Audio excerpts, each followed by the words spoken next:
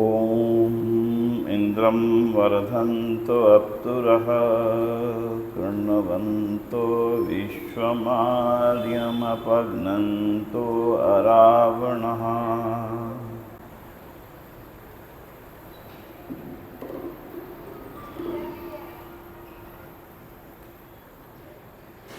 आर्य समाज सागरपुर के साप्ताहिक सत्संग में उपस्थित पूज्य माता शक्ति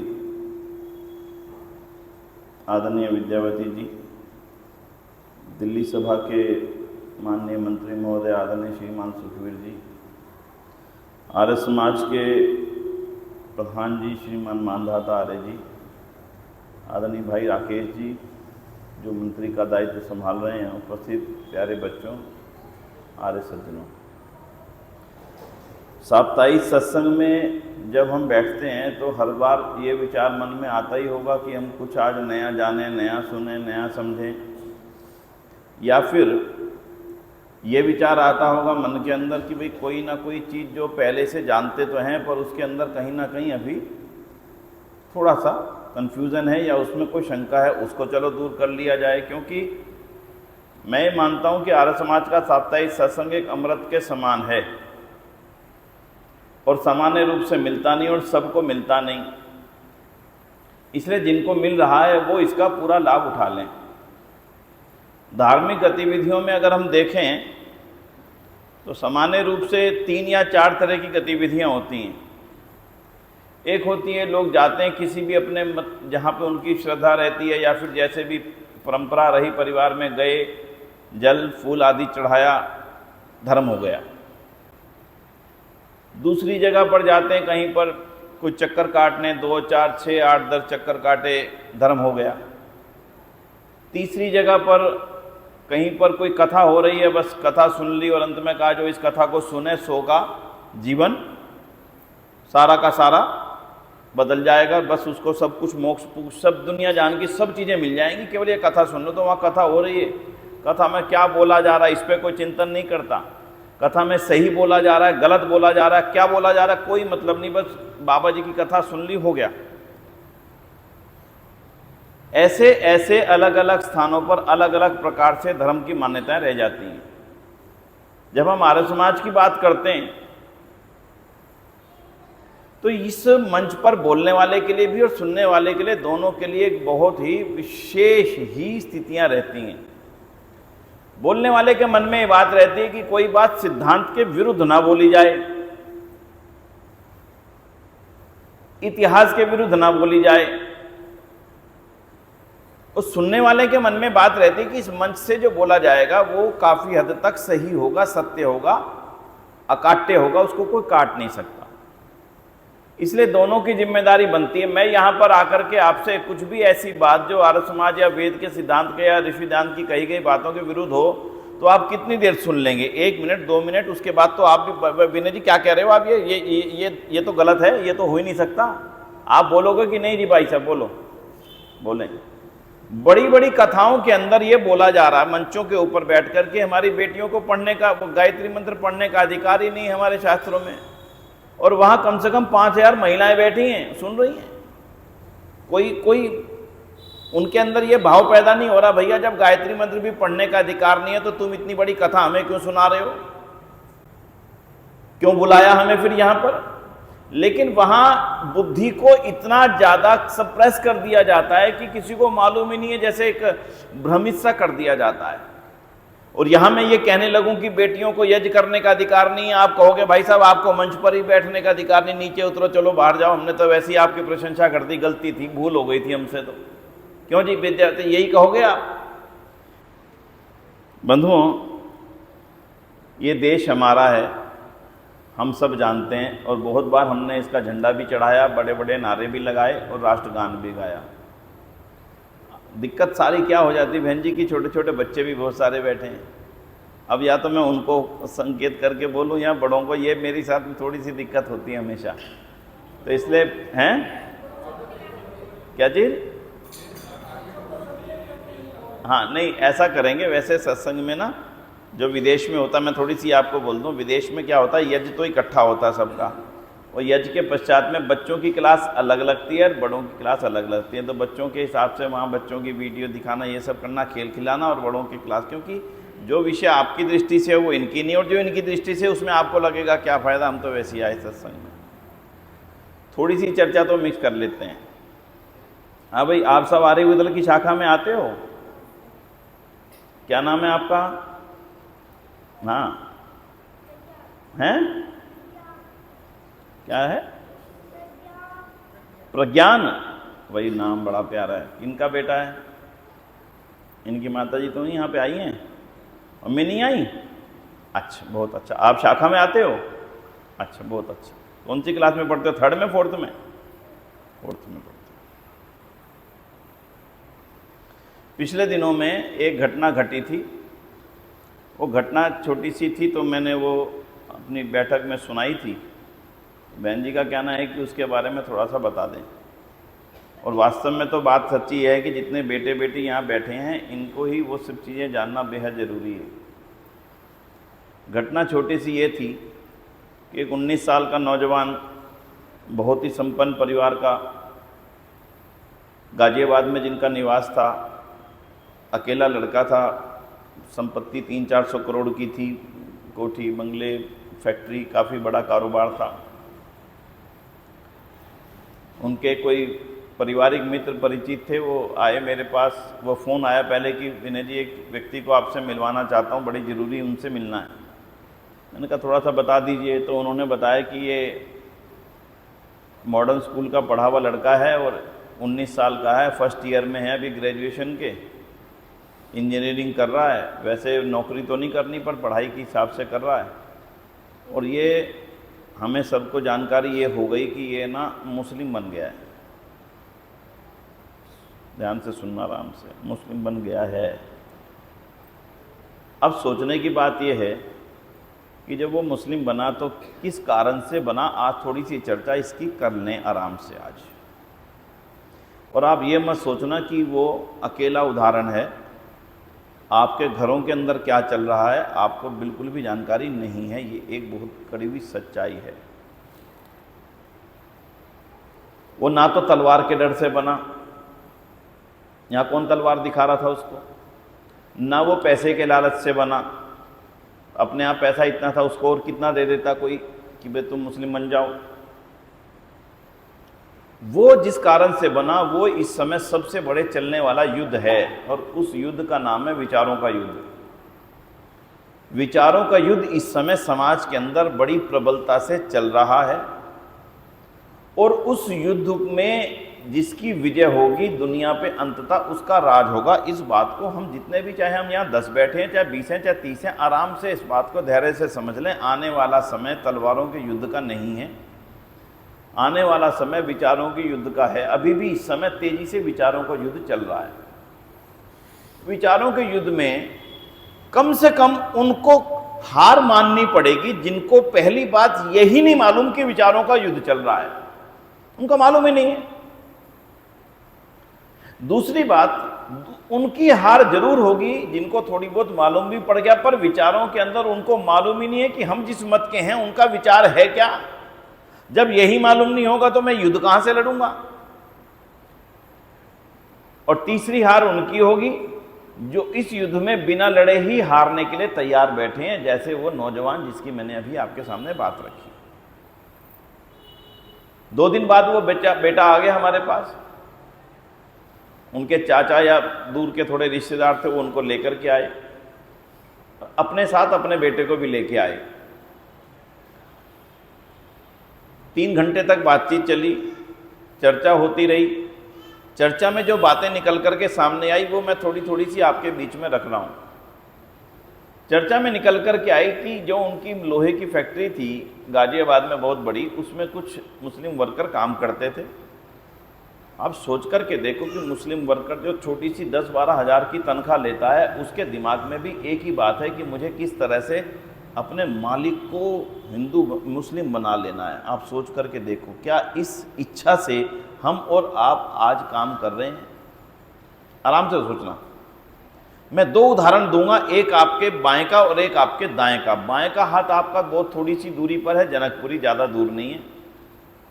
आर्य समाज सीथरी जनकपुरी से एक थोड़ी सी जुड़ी हुई माता जी थी, मलिक माता जी। उनका मेन रोड कोठी थी, जो ए ब्लॉक की कोठियाँ सबसे बड़ी वाली हैं, आप जानते हैं। उत्तम नगर से चलते ही उल्टे हाथ वाली कोठियाँ सबसे बड़ी कोठियाँ जनकपुरी में, 1000 गज 2-2 हज़ार गज की कोठियाँ। वहाँ भी सिमिलर केस था। एक ही बेटा था, उनकी फैक्ट्री उत्तम नगर में थी। एक दिन माँ ने उसके कमरे को साफ करने के चक्कर में खोला होगा तो देखा वहाँ पर कि टोपी रखी है। वो हैरान होगी धुन के, उसको आती बुलाई, ये क्या? बोले बस आप रहने दो, कोई बात नहीं है वैसे ही। थोड़ा सा जरा गुरुजन ने बता दिया कि देखो जी, मैं मुस्लिम बन चुका हूँ। आप कल्पना करके देखो कि माँ बाप पे क्या बीती होगी। किसने बनाया? वो दोनों घटनाएं बिल्कुल एक जैसी हैं, दोनों घटनाओं का आपस में संबंध नहीं है। उनकी फैक्ट्री में काम करने वाला एक मुस्लिम मजदूर लेबर, उसने उनके दिमाग में हिंदू धर्म के खिलाफ ऐसी ऐसी चीजें भर दी कि वो खुद से ही बागी हो गया और ये मानने लगा कि नहीं, मुस्लिम धर्म ही ठीक है, एक ईश्वर ही ठीक है, इसी अल्लाह ने सारी दुनिया को बनाया। मैं ये देख रहा था क्योंकि मेरी उस लड़के से भी बहस और बात हुई थी उस समय, लेकिन वो माना नहीं। बोले कि मुझे सुनना ही नहीं, मुझे आपकी बातें सुननी ही नहीं। जब घर में बहुत झगड़ा, बहुत विवाद, सब कुछ बढ़ गया, तो उसने एक निर्णय किया कि जब तक आप जी रहे हो माता पिता मेरे दोनों, तब तक मैं ऑफिशियली स्वीकार नहीं करूंगा, पर मानता वही रहूंगा, आपके साथ नहीं जाऊंगा। आपके मरने के बाद मैं मुस्लिम बन जाऊंगा। आपने कोठी दान करनी है कर दो, मुझे आपकी पैसे कोठी से कोई लेना देना नहीं है। 3000 रुपये उसको महीना मिला करते थे, वो 3,000 रुपये उठा करके मस्जिद में दिया था। आज अगर इस गंभीर परिस्थिति की समाज के अंदर चर्चा नहीं होगी तो ये मान करके चलना, किसी राधा कृष्ण मंदिर के अंदर तो ये चर्चाएं होने वाली नहीं, वहाँ तो केवल ये होगा, इसके अलावा कुछ भी नहीं। भाई माफ़ करना, कोई बैठा हो। कीर्तनों के अंदर जो हिंदू धर्म को बर्बाद करने के लिए तैयारियां कर दी गई, हमें मालूम ही नहीं है कि हमारे साथ हो क्या रहा है। वो बेटा आया, उसने मेरे से ये कहा, विनय जी एक बात बताओ मेरे को, जो रामायण और महाभारत में लिखा वो ठीक है या गलत है? मैंने कहा भाई अब मैं ये कैसे कहूँ ठीक है और ये कैसे कहूँ गलत है? क्यों ठीक भी और गलत भी है? बोले ये कैसे? मैंने कहा जो सही था उसको बदल करके गलत कर दिया गया और वो दुनिया के सामने प्रस्तुत कर दिया गया, इसलिए तो वो गलत है, लेकिन जो मूल है वो ठीक है। बोले फिर हम जैसों को ये कैसे पता लगेगा इसमें से ठीक कौन सा गलत कौन सा है?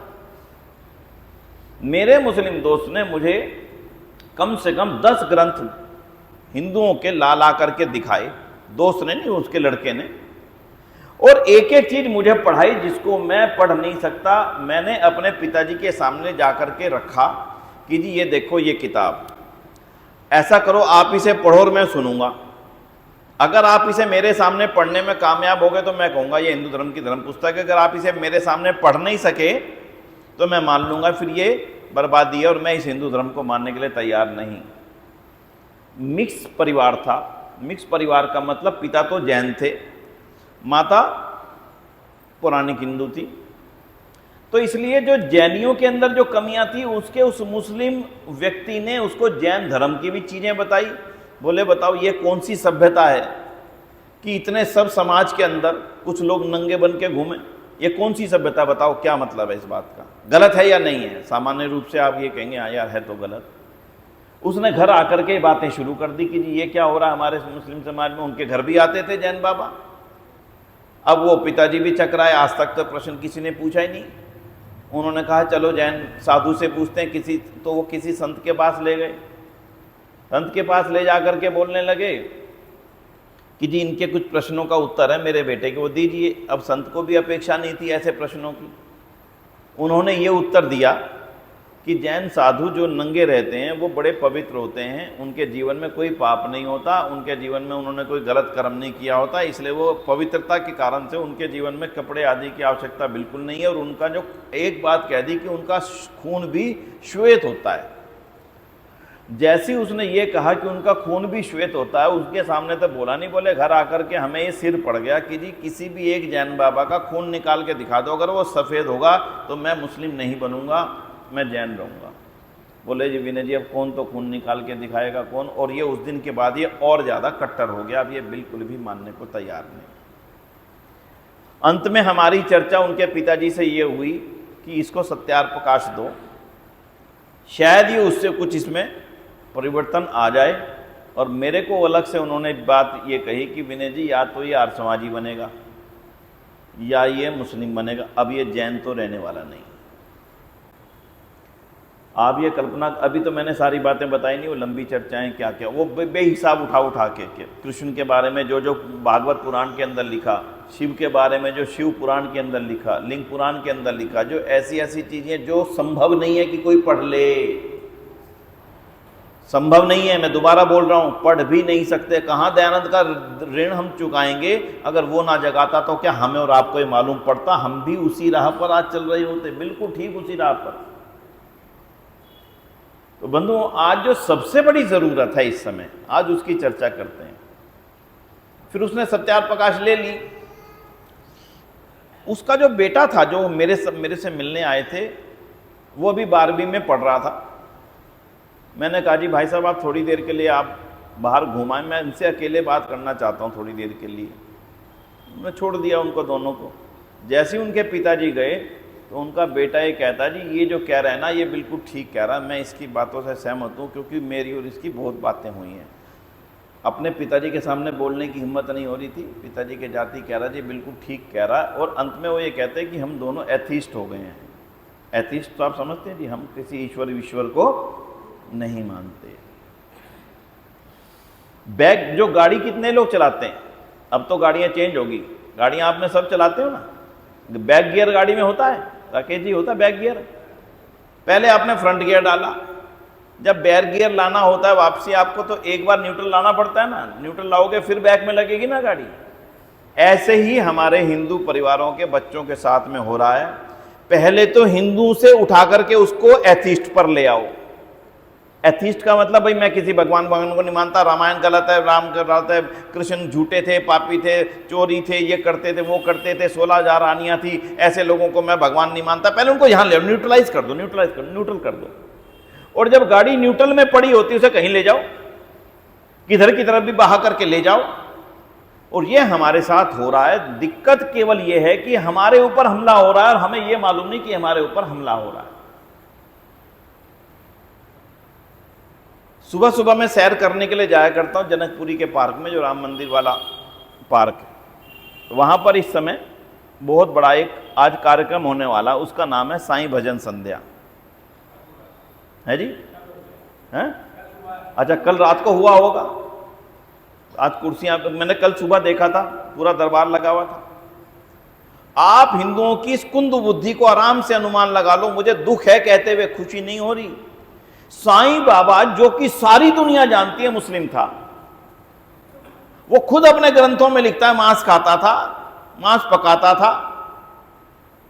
हिंदू धर्म से उसका दूर दूर तक कोई ताल्लुक नहीं था।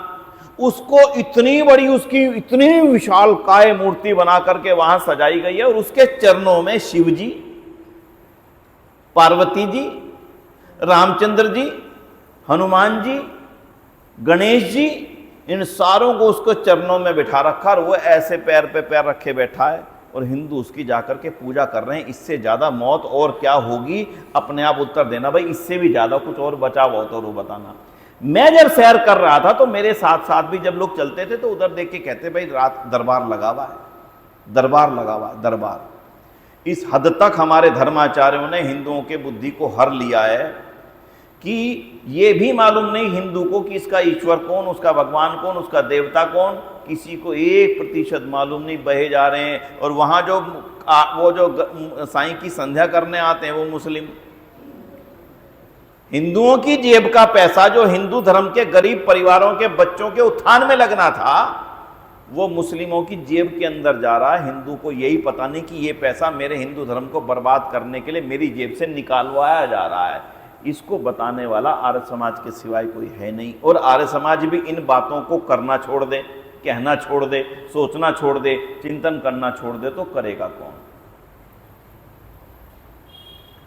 हिंदू धर्म का दुश्मन कोई बाहरी व्यक्ति नहीं है। ये आप आज अच्छी तरह से समझ लेना, कोई बाहरी व्यक्ति नहीं है, कोई बाहरी व्यक्ति है ही नहीं, हो ही नहीं सकता। हमने अपने आप अपनी दुश्मनियां बना ली और हम अपने आप ही अपने आप को खत्म किए जा रहे हैं। पता नहीं कौन सा जानवर होता है, जानवर मुझे उसका नाम याद नहीं आ रहा, वो जानवर अपने आप को ही खाता जाता है पूरे जीवन भर और अपने आप को ही खा के नष्ट हो जाता है अपने आप ही। वो जो उसकी अपनी जो चर्बी आदि होती है वो उसी से जीवन जीता है, उसी को खा के अपने आप ही नष्ट हो जाता। ठीक ये परिस्थिति, मेरी बातें कड़वी लगेंगी लेकिन हम इस परिस्थिति में पहुंच गए हैं। हिंदुओं की जो सबसे ज्यादा दुर्गति का कारण हिंदू समाज की, उसके पीछे के एक दो कारण समझ लीजिए। हिंदू के परिवार को इस समय दो चीज़ों से ज़्यादा कोई भी मतलब नहीं है। पहला, धन कैसे कमाना, और दूसरा उस धन को कहाँ कहाँ पे लगाना, कहाँ संपत्ति खरीदनी, कहाँ प्लॉट खरीदना, कहाँ दुकान खरीदनी, कहाँ ये खरीदना, कहाँ एफडी करनी, कहाँ सोना। इसके सिवाय पूरे दिन की दिनचर्या में उसके लिए, धर्म के लिए कुछ करना, वो केवल इसलिए कि कहीं जाके मंदिर में प्रसाद चढ़ा देना, इसके सिवाय उसके लिए, वो भी किसी दिन किसी परिवार में। अभी दिवाली आने वाली है, मैं आपको चित्र दिखा देता हूँ, फिर वापसी उस घटना पे वापस आऊँगा। दिवाली आने में 1 महीना शेष है, 1.5 महीना मान लो आप, 1.25 महीना। आपके यहाँ पे एक सागरपुर में मंदिर है जो मेन रोड पर है ना जी, मंदिर हनुमान मंदिर है। ये सागरपुर की रेड लाइट पार करती, थोड़ा सा आगे चलते राइट हैंड पे, नहीं अगली है, और फिर पुल पार कर लो। पुल पार करने के बाद उल्टे हाथ पे एक मजार है। मैं दिवाली से 1 दिन पहले वहां से गुजरा, मजार पर भीड़ थी कम से कम 1000 लोगों की, लाइन लगी पड़ी लंबी, और मंदिर के आगे 4 लोग नहीं थे। ये स्थिति आपकी, जो आप सोचते हो कि ये हिंदूवादी इलाका है, इसमें हिंदू रहते हैं, ये स्थिति आपकी हो चुकी है। मजार के ऊपर जाने वाले आपके हजारों लोग हैं, और अपने हिंदू मंदिर, हनुमान मंदिर, गणेश मंदिर, शिव मंदिर पूरी तरह खाली पड़े हैं, उनके अंदर जाने वाला कोई नहीं है।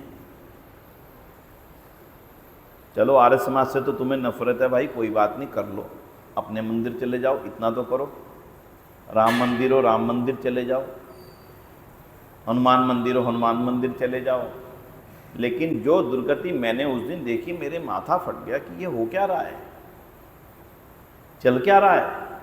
और उसके पीछे का कारण केवल एक है, वो सुन लेते हैं। कारण केवल एक है बंधुओं, हिंदू परिवार के हर व्यक्ति को अपने धन के बारे में सब कुछ पता है। उसकी आज कितनी कीमत है, उसके म्यूचुअल फंड की आज कितनी वैल्यू है, उसके संपत्ति की आज कितनी कीमत है, उसके फ्लोर की आज कितनी कीमत है, उसको सब मालूम है। मेरा सोना कितनी कीमती हो गया, मेरे ज्वेलरी कितनी कीमती होगी। लेकिन उसका बच्चा कहाँ जा रहा है, क्या बात कर रहा है, किससे बात कर रहा है, क्या उसके अंदर विचार पल रहे हैं, क्या उसके अंदर प्रश्न पैदा हो रहे हैं, ये देखने का समय हिंदू समाज को अपने बच्चों के लिए बिल्कुल नहीं रह गया।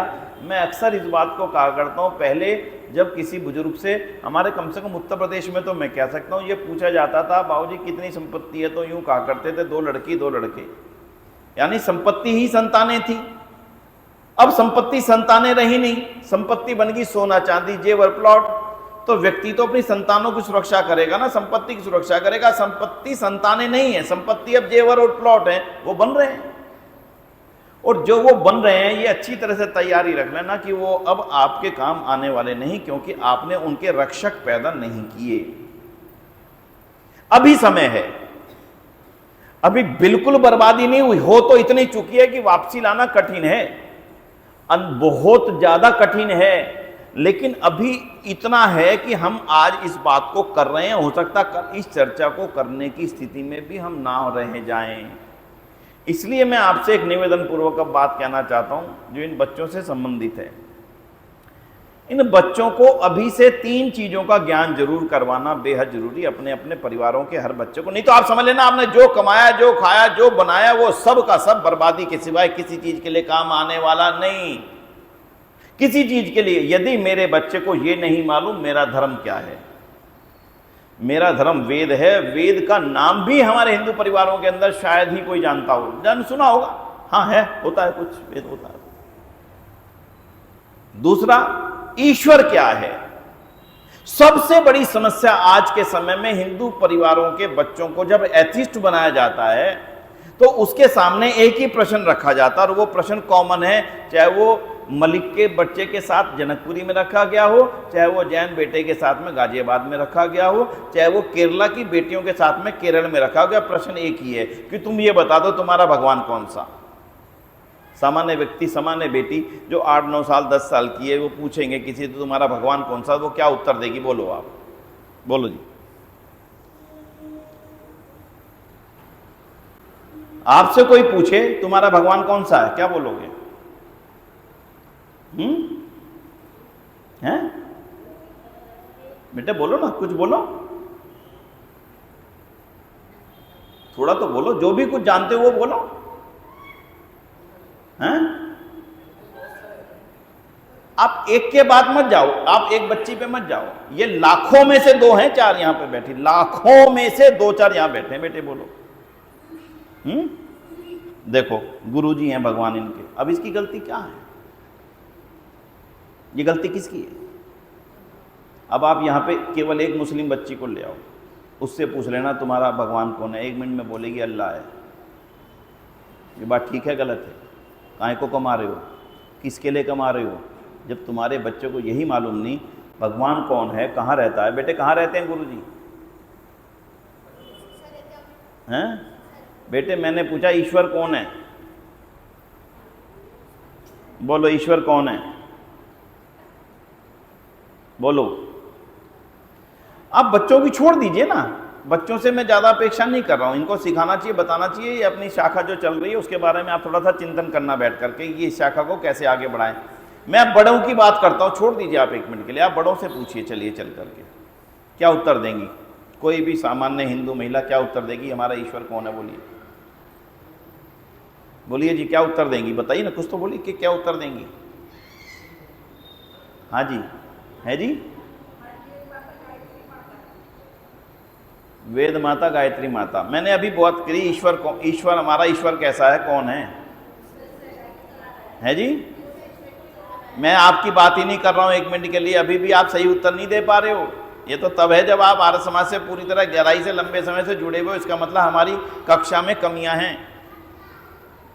सामान्य हिंदू महिला कोई कहेगी हमारे राम भगवान है, दूसरी हिंदू महिला कहेगी नहीं कृष्ण भगवान है, तीसरी महिला कहेगी नहीं हनुमान जी भगवान है, चौथी महिला कहेगी नहीं गणेश जी भगवान है, 5वीं कहेगी शिव पार्वती जी भगवान है हमारे, तो 6ठी महिला कहेगी कुछ, 7वीं कुछ, 8वीं कुछ, 9वीं कुछ, 10वीं कुछ, कोई संतोषी माता को बता देगी, क्यों कुछ को बता देगी, कोई साईं बाबा कहते हैं, तब भी कोई बड़ी बात नहीं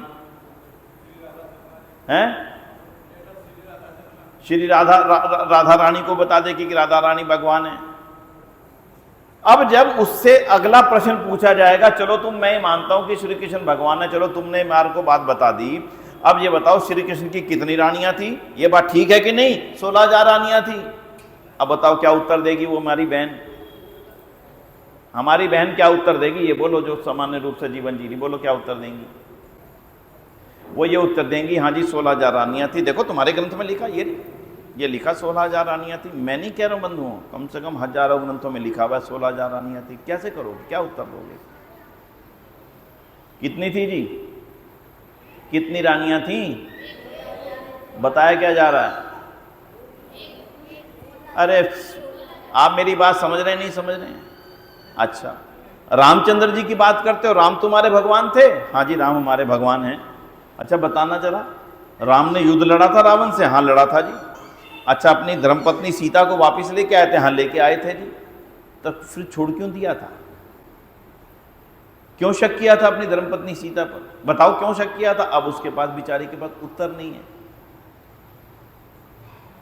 उस बिचारी के पास उसका उत्तर, केरला स्टोरी आप में से किसी ने देखी है कि नहीं देखी? आप माताओं में से केरला स्टोरी मूवी किसी ने देखी है कि नहीं देखी? हाँ जी देखी है कि नहीं? भाई आप ये समझ लीजिए कि आपको बहुत कुछ अगर मेहनत करनी है तो आप हिंदू धर्म को बचाने के लिए कोई चार बूंद का काम कर पाओगे, नहीं तो नहीं कर पाओगे। आप में भी अगर वो जागरूकता नहीं है तो फिर मैं अपेक्षा किससे करूंगा, कहाँ जा करके कहूँगा? आप में से कितनों ने देखी केरला स्टोरी? 1 2 3 4 5 6 लोगों ने देखी, 7 लोगों ने देखी। उसके अंदर जो प्रश्न हमारी बेटियों के सामने उठाए गए, उनका उत्तर दे सकते हो आप? यही प्रश्न उठाए थे ना उनमें, ठीक कह रहा हूं। उनके अंदर जब ये प्रश्न उठाए गए, तीसरा प्रश्न, हमारा भगवान शिव हैं जी। अच्छा जी, शिव जी आपके भगवान, ठीक है, हम तो मानते हैं शिव संकल्प के मंत्रों का पाठ हम करते हैं। ऋषि ध्यान ने शिव को ईश्वर का कल्याणकारी नाम के रूप में बताया, लेकिन जिस शिव को दुनिया के सामने प्रस्तुत किया गया वो शिव कैसा, आप बताओ। अब उसने यही प्रश्न पूछ लिया। ये बात उस गाजियाबाद के बच्चे ने मेरे को कही कि मेरे को शिव पुराण से उसने ऐसी ऐसी चीजें पढ़ के सुनाई कि तुम्हारे शिव तो ऐसे थे। बोलो, मैंने वो बातें उठा करके अपने घर में बताई। घर में मेरे को उत्तर देने वाला कोई नहीं। बोले तो हिंदुओं की हैं, जैनियों में नहीं ऐसा होता, जैनियों में नहीं ऐसा होता। तो अगले दिन उसने जैनियों की बातें बता दी। उसमें यह लिखा था कि जो जैन तीर्थंकर अंतिम हुए वो 24वें तीर्थंकर थे, जिनका नाम महावीर स्वामी था। और 24वें जो तीर्थंकर महावीर स्वामी थे, उससे पहले हुए 23वें, उससे पहले 22वें, उससे पहले 21वें, उससे पहले 20वें, और वो जो भी होते रहे वो जो हैं उससे दुगने थे, पहले वाले से दुगने थे। तो यानी कि अगर मैं ये मानूं कि सबसे बाद वाले 6 फुट के थे, तो 23वें तीर्थंकर थे 12 फुट के, 22वें तीर्थंकर थे 24 फुट के। बोले जी ये बात मैं कैसे गले उतारूं, मुझे नहीं गले उतरती, किसी से उत्तर नहीं मिला। जब इन बच्चों के सामने प्रश्न आएंगे आने वाले समय में, और जबरदस्त तरीके से आने वाले हैं, ये बच्चे अगर उसका उत्तर नहीं दे सके, आप समझ लेना कि वो जैन बच्चा एक नहीं है। एक तो वह है जिसकी परिचय मेरे से हो गया। हजारों जैन परिवारों के बच्चे आपके और हमारे घरों के अंदर हैं, हमें मालूम नहीं है कि हमारे साथ ये हो रहा। आज लिख के चलना बंद। इसलिए इस आरसमान मंदिर में मुझे लग रहा है कि सैद्धांतिक कक्षाएं होनी बेहद ज़रूरी हैं, और आज से आप इस बारे में पुनर्विचार करो। इधर उधर की कहानियां छोड़ दीजिए, प्रवचनकर्ताओं को स्पष्ट रूप से विषय दीजिए और प्रश्नोत्तर करना शुरू कीजिए, नहीं तो कुछ भी हाथ न लगेगा। समय पे समय, रविवार पे रविवार बीतते चले जाएंगे। सैद्धांतिक जानकारियां हमें बिल्कुल शून्य हैं, बिल्कुल शून्य हैं, और उनके चक्कर में हम अपने धर्म को गंवा बैठेंगे। उनके पास अपनी सैद्धांतिक जानकारियां गलत हैं या सही हैं, लेकिन हैं। अब वो गलत हैं, ठीक है, उनको मतलब नहीं है। उनको मतलब है कि हम मुस्लिम हैं, हमारा धर्म ये है, हमारे यहाँ पे स्पष्टता है। उसने क्या कहा, विनय जी, कुछ चीज़ें मुस्लिमों में गलत हो सकती हैं, लेकिन एक अल्लाह वाली बात तो उनकी बिल्कुल सटीक है। एक ही अल्लाह है जिसने सारा संसार बनाया। अब मैं उसको ये कहूँ कि वेद एक ईश्वर को मानता है, और एक ईश्वर ही है जो उसने सारा संसार बनाया, और एक वही ईश्वर जो संसार को चला रहा है, एक वही ईश्वर जो संसार का समय आने पर नए संसार के लिए इस सृष्टि का संहार होगा फिर से दोबारा। वो एक ही ईश्वर है जो हर समय कण कण में हर समय रहता है। बोलो कौन है हमारा ईश्वर? उसका नाम है ओम। बोलो सारे जोर से बोलो। हमारा एक ईश्वर है कि हजार हैं? जोर से बोलो। एक। उनका नाम क्या है? वो हनुमान रोड पे रहते हैं कि सागरपुर में रहते हैं? हाँ, जोर से बोलना। सब जगह रहते हैं। कहाँ रहते हैं? हाँ। और अपने अपने कार्यों के कारण से उनके अलग अलग नाम हैं। अच्छी तरह समझ लीजिए, आज उस ईश्वर को अच्छी तरह समझ लीजिए। उसमें कंसेप्ट में कतई भी आपके भ्रमित ना रह जाना। ईश्वर एक है। बोलो ईश्वर। वो हमेशा रहते हैं। बोलो वो हमेशा सोते नहीं हैं। सोते नहीं हैं। सोते हैं कि नहीं सोते? बोलो। हाँ, नहीं सोते। इसलिए जागते भी नहीं है। इसलिए कहां रहते हैं? दोबारा बोलो। सब जगह रहते हैं। कोई जगह उनसे खाली नहीं है। करते क्या है? हाँ, बस आज इतना सा जानेंगे, करते क्या है। सुन लेना भाई आज सारे, इसको रट के जाना। आज ईश्वर 5 काम करते हैं और छठा काम उनका नहीं है, बिल्कुल भी नहीं है। और वो जो 5 काम ईश्वर करते हैं, उतना हर हिंदू के बच्चे को अच्छी तरह से पता होना चाहिए। ईश्वर एक हैं, उनका निज नाम ओम है। क्या नाम है? ओम है।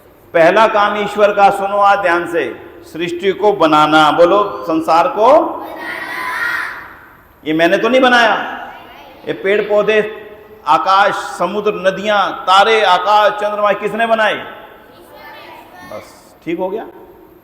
दूसरा काम उसको चलाना। क्या है? सृष्टि को। अच्छा, ये चांद तारे जो घूमते हैं, सूर्य के आसपास पृथ्वी घूमती है, मैं घुमा रहा हूं किसी से, मोटर से चला रहा हूं, कैसे, कौन चला रहा है? ईश्वर द्वारा बनाई गई व्यवस्था से चल रहे हैं। ठीक है, दूसरा काम क्या हो गया? संसार को चलाना। अब तीसरा काम क्या है? एक समय अंतराल के पश्चात में इसको वैसे ही रूप में फिर से ले जाना। कितना काम हुए अभी? अब देखो, समझो आज आराम से। आप बच्चों के पास क्ले होती है, क्ले जिससे आप छोटे छोटे चीजें बनाते हो, तो सृष्टि समझ लेना क्ले के रूप में मौजूद हमेशा रहती है। फिर जैसे एक बच्चा क्ले निकालता है, छोटी छोटी चीजें बनाता है और उसको सजा देता है, तो ऐसा लगता है कि इसका संसार बन गया। ठीक है, थोड़ी देर तक आप खेलते हो उनके साथ, फिर मम्मी आती है, चल चल पढ़ाई कर अपनी, फिर आप उसको वापसी समेट करके उसी रूप में बंद करके पैक करके रख देते हो। वैसे ही सृष्टि मूल कारण रूप में हमेशा मौजूद है, कभी समाप्त होती नहीं। ईश्वर के करने के कारण से ये कारण रूप सृष्टि ये बन जाती जो हमें दिख रही है। ये सारी सृष्टि ईश्वर की बनाई हुई है, इसलिए ईश्वर इसे बनाता, फिर ये इसको चलाता, और फिर जैसे मैंने बोला, आपके बनाए हुए क्ले के छोटे छोटे खिलौनों को तुम वापसी बंद कर देते हो ठीक करके, और वो वापसी वैसी दिखने लगती है डिब्बे में बंद, आप पता भी नहीं लगता कि इससे कभी खिलौने बने थे। वैसे ही ये सृष्टि रूप जो हमें दिखता है आंखों से, ये वापसी कारण रूप में बदल जाता है। इसको संहार करना कहते हैं। फिर एक समय अंतराल के पश्चात में ऐसा ही दोबारा से होता है, इसीलिए सृष्टि का क्रम लगातार चलता रहता है। ये तीन काम हो गए। दोबारा बोलो, ईश्वर क्या करते हैं? पहला, संसार को बनाते हैं, गड़बड़ नहीं। दूसरा, संसार को, और तीसरा, संसार का संहार करते हैं। ठीक हो गया। चौथा काम बोलो। चौथा काम है, जो मैं और आप कर्म करते हैं उनका फल देते हैं। क्या करते हैं? हाँ, मैं और आप जो भी कर्म कर रहे हैं उनको देखने वाला और फल देने वाला कौन है? हाँ, बस उनको फल देने वाला ईश्वर है, और कोई नहीं दे सकता, और कोई छूट नहीं दे सकता, और ईश्वर भी छूट नहीं दे सकते। ध्यान देना अच्छी तरह से, आज इसको अच्छी तरह समझ जाना भैया। सारी दुनिया में भ्रष्टाचार और अंधविश्वासों का कारण केवल और केवल एक ही है कि मैं कर्म करूंगा और भगवान के दरबार में जाकर के कुछ चढ़ा जाऊंगा, कहीं सैर कराऊंगा, माला पहन लूंगा, तिलक लगा लूंगा, गंगा में डुबकी लगा आऊंगा, कहीं पर प्रसाद चढ़ा आऊंगा, कहीं पर सोने का छत्र चढ़ा दूंगा, और मेरे किए हुए पाप माफ हो जाएंगे। इसी भ्रम के कारण से दुनिया ने धर्म के नाम पर हजारों लाखों दुकानें खोल करके रखी हैं। जिस दिन आपको ये अच्छी तरह से समझ में आ जाएगा कि ईश्वर हमारे का द्वारा किए गए कर्मों का फल देंगे ही देंगे, उसमें छूट होने का कोई तौर तरीका है ही नहीं।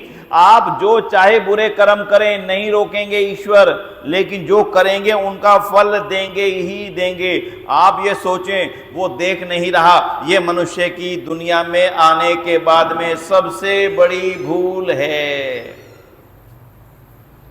दुनिया में आने के पश्चात मनुष्य की अगर सबसे बड़ी भूल है तो वो केवल ये है कि वो ये मानने लगता है कि मैं जो कर्म कर रहा हूं उसको ईश्वर देख नहीं रहे। बस इसी भूल के कारण ईश्वर मनुष्य से भूल पे भूल, पाप पे पाप, पाप पे पाप होते चले जाते हैं, और अंत में जब दुखों के सागर में डूबता तब सोचता है मैंने तो ऐसा कुछ किया नहीं जिनके कारण से मुझे ये फल भोगना पड़ रहा है। इसलिए आज इस सत्संग में बैठने वालों को आज अच्छी तरह समझ लेना चाहिए, मैं पाप जो चाहे करूं ईश्वर रोकेंगे नहीं।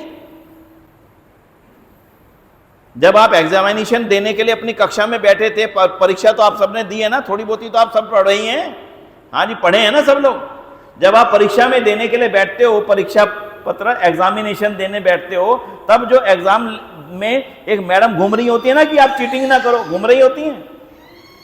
आप उस एग्जामिनेशन पेपर में जो चाहे लिखो, वो मैडम आपको रोकती है कि नहीं रोकती? बोलो।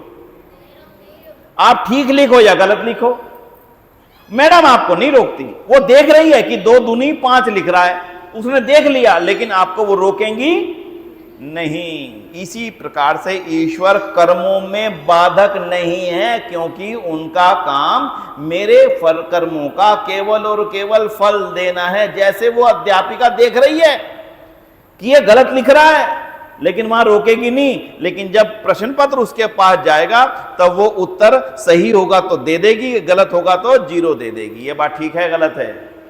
ऐसे ही ईश्वर मेरे कर्मों का फल देते हैं। ये ईश्वर का चौथा काम है। कौन सा काम है जी? अब भूलोगे तो नहीं? और अब 5वां सुन लो। ईश्वर का 5वां, छठा है ही नहीं। ईश्वर के जितने भी कार्य हैं वो इन 5 कामों में ही सम्मिलित हैं, कोई छठा काम नहीं है। भगवान जी मेरे को घर दे देना, भगवान जी मेरे को ये दे देना, बिल्कुल नहीं देंगे। वो काम तुम्हारा है, उनका नहीं है। भगवान जी मेरे को कप प्लेट ला के दे देना, अरे भगवान तो बड़ा शक्तिशाली, दे सकता है भाई, ये उनका काम नहीं है, उनका प्रोफाइल नहीं है, ये उनका काम नहीं है। जो उनका काम है ईश्वर केवल वो करे नहीं। और 5वां काम सुनना भी क्या है, जो ईश्वर की हमारे ऊपर सबसे बड़ी कृपा है, और वो है ज्ञान देना। क्या है? इसको अक्सर हम चर्चा नहीं करते हैं। दुनिया में जितना भी ज्ञान मौजूद है, आज सुनिएगा, आर्य समाज के नियम जो हैं अद्भुत नियम हैं। सब सत्य विद्या और जो पदार्थ विद्या से जाने जाते हैं, उन सब का आदि मूल इस दुनिया में जो भी ज्ञान है, जो भी, वो सारा का सारा उस ईश्वर का ही प्रदान किया हुआ है। किसी मनुष्य ने इस ज्ञान की उत्पत्ति नहीं की। क्यों? सुनना क्यों? कितनी बड़ी बात कही है वो, सुनना क्यों? क्योंकि जो जिस चीज को बनाता है उसको उपयोग करने का ज्ञान भी केवल और केवल उसी को रहता है। इसके लिए अतिरिक्त दूसरा व्यक्ति उस ज्ञान को देने की क्षमता नहीं रखता। जिस कंपनी ने जो चीज बनाई, वो ही कंपनी बताती है कि इसका उपयोग कैसे करना है। मैं पूछने दूसरे के पास जाऊंगा, वो कहेगा भाई साहब आपकी तो मशीन मारुति की है, उसकी कंपनी के पास जाओ, वही बताएंगे। वैसे ही जब ये सारा संसार ईश्वर ने बनाया है, ईश्वर का रचा हुआ संसार है, और हमें उस ईश्वर की व्यवस्था के कारण से ही संसार में आना पड़ा। इसलिए इस ईश्वर ने मुझे उस सारी संसार का उपयोग करने के लिए जिस ज्ञान की आवश्यकता थी, वो भी उस ईश्वर ने ही दिया है। इन 5 चीजों को आज आप अच्छी तरह से स्वीकार कर लीजिएगा। और यही ईश्वर वो है जिसका वेद में प्रतिपादन है, जिसका शास्त्रों में प्रतिपादन है।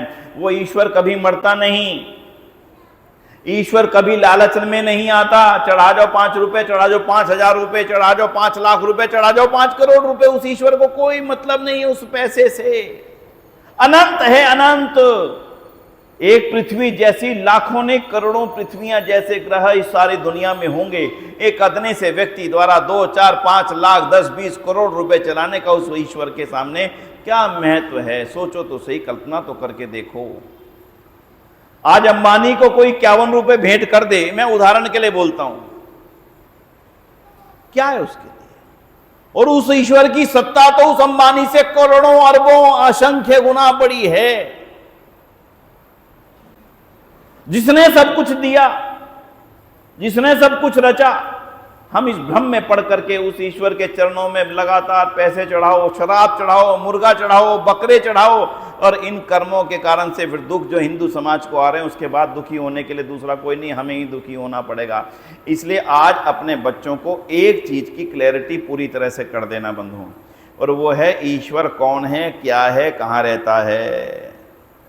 और जो उससे अगला चीज है, उस ईश्वर से मेरा संबंध क्या है, मेरा उस ईश्वर से क्या संबंध है। केवल आप 2 चीजों को अच्छी तरह समझ जाना। मैं जानता हूं आपको पहले से मालूम है, फिर भी रिवीजन बड़ा जरूरी है। जब नहीं हो तो फिर एक बार फिर कर लेते हैं। तो आज की इस चर्चा के अंतिम चरण में समझ लेना मेरा उस ईश्वर से क्या संबंध है, फिर उसको भूलना मत। उस ईश्वर से मेरा संबंध जो है वो मैं आपको समझाने जा रहा हूं, और वो शास्त्रों ने मैं बड़ी सरलता से बताया।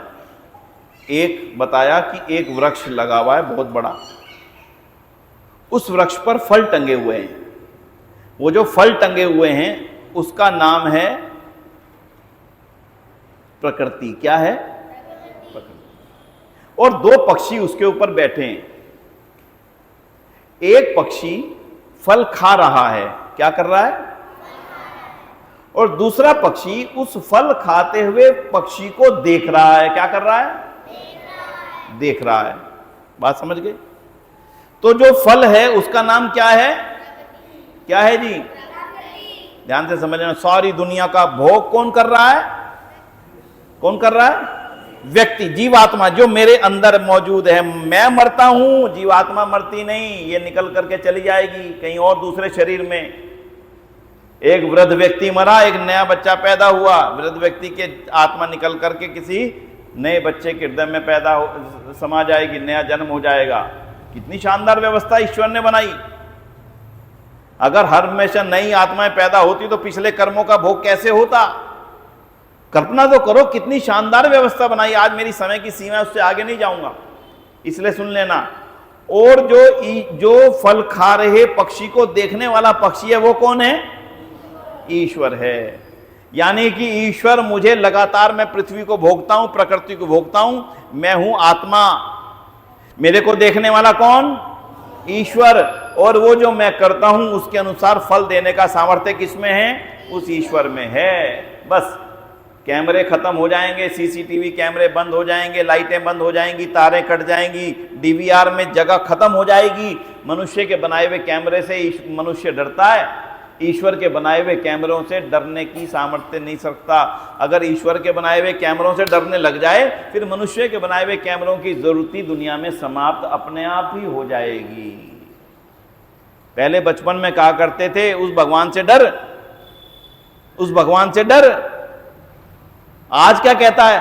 कुछ नहीं है, पिछली बार वैष्णो देवी गया था, 5 लाख रुपए चढ़ा के आया हूं, अब मुझे कोई डर नहीं है। अब ये बात ही खत्म होगी ईश्वर से डर, क्योंकि खरीद लिया मैंने। किसी ने कितने रुपए में खरीदा है, किसी ने कितने रुपए में खरीदा है, किसी ने कितने रुपए में खरीदा है। इसलिए बंधुओं, आज जो हमारे ऊपर वैचारिक हमले हो रहे हैं, उस हमलों के पीछे का कारण यह है, हमारे नौजवान को, हमारे परिवार के बच्चों को यह मालूम नहीं है कि ईश्वर कौन है, ईश्वर क्या है, ईश्वर कहाँ रहते हैं। और ये फिर राम और कृष्ण आदि सब क्या है भाई? ये सब देवता हैं, सब महामानव थे। बहुत अच्छे अच्छे मनुष्य दुनिया में हुए, संसार के हुए, जिनकी कहानियां आज हम पढ़ते हैं, सुनते हैं, उनसे ज्ञान लेते हैं। इसलिए रामचंद्र जी देवता थे, महामानव थे, महापुरुष थे, जिनके जीवन से हमें सीखना चाहिए। वो भी उसी ईश्वर की उपासना करते थे, राम भी उसी ईश्वर की उपासना करते थे जिसकी चर्चा मैं कर रहा हूं। शिव भी उसी ईश्वर के उपासक थे, हनुमान भी उसी ईश्वर की। जब हनुमान और राम का, लक्ष्मण का वार्तालाप होता है, उसको पढ़ करके तो देखो, वो सारा का सारा वेद का विज्ञान, वेद का ज्ञान जानने वाले हनुमान थे। इसलिए ज्यादा आगे नहीं बढ़ेंगे आज वापसी चर्चा में। इसलिए अगर हमारे इन बच्चों को ईश्वर क्या है, कहाँ रहते हैं, क्या करते हैं और उनके 5 काम कौन से हैं, ये अच्छी तरह से पता लग जाए, ये कभी भ्रमित होने वाले नहीं। और जब ये भ्रमित नहीं होंगे तो हजारों को भ्रमित होने से रोकने का सामर्थ्य इन सारे बच्चों में और आप सब में आ जाएगा। इसलिए मेरा एक ही निवेदन है, आज मैं पुस्तक ला नहीं पाया, गाड़ी भी चली गई। पुस्तक है ऋषि दान को जाने उन्हीं की लेखनी से। मैं हमेशा कहता हूँ ऋषि दान को जाने बिना आप आर्य समाज को जान नहीं सकते। छोटी सी पुस्तक है। मेरा मंत्री जी से आग्रह ये रहेगा कि उस पुस्तक को यहाँ मंगवा लें, समाज में सबको दे दें, और अगले रविवार को 1 सप्ताह में देखो आप सब कुछ ना कुछ नया करने की तैयारी करो। केवल कथाएं सुनने से आपके जीवन में कोई परिवर्तन आने वाला नहीं। पुस्तक छोटी सी है, उसमें ऋषि ध्यान का ही लिखा हुआ सब कुछ है, किसी व्यक्ति का लिखा हुआ उसमें एक शब्द भी नहीं है। ऋषि ध्यान को जाने उन्हीं की लेखनी से, ये उस पुस्तक का टाइटल है। ऋषि दान की लिखी हुई बातों को हमने उसमें संग्रह करने की कोशिश की है। छोटी छोटी पुस्तकों को, थोड़ी सी, बहुत छोटी सी है, लाता तो अच्छा रहता। 30 रुपए की पुस्तक है भाई, फ्री में देंगे नहीं, फ्री में लेना मत। आप 30 रुपये जमा कर देना, जो लेना चाहें अगले रविवार को आपको मिल जाएगी। फिर उसको पढ़ करके अगले रविवारों को एक व्यक्ति यहाँ पर आकर के बैठे और अपनी बात को यहाँ पर रखना शुरू करो। वक्ता आए ना आए, आपको सबको वक्ता बनना है, सबको प्रचारक बनना है। इसलिए अपनी हिंदू जाति की रक्षा के लिए मुझे आगे आकर के काम करना पड़ेगा। इन्हीं शब्दों के साथ में मैं आपका बहुत बहुत आभार करता हूँ कि आप सबके दर्शन करने का सौभाग्य सुबह की इस अवसर पर मिला। फिर कभी मिलेंगे, फिर बैठेंगे, फिर प्रश्नोत्तर होगा तो और ज़्यादा बात कर पाएंगे। इन्हीं शब्दों के साथ में आप सभी का आभार। ओम शांति, ओम शांति, धन्यवाद।